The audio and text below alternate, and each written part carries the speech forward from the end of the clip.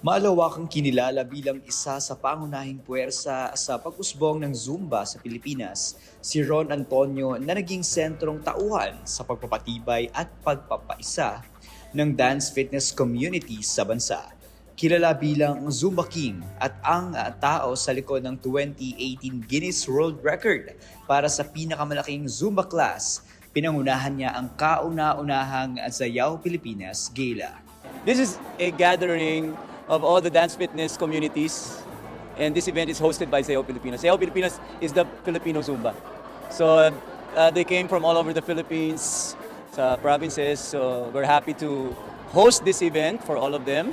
Ang tagumpay ng Sayaw Pilipinas Gala ay naghahatid sa pagkakaisa ng buong dance fitness community. Ito rin ay patunay sa dedikasyon ni Ron Antonio sa pagpapalaganap ng Zumba sa bansa at sa kanyang mahalagang papel sa paghubog ng isang malakas at masiglang komunidad. Sa kanyang pamumuno, malinaw na nananatili ang inspirasyon at motibasyon para sa bawat miyembro na nagpapatuloy sa pagtutulungan at pagpapalakas ng bawat isa sa larangan ng dance fitness.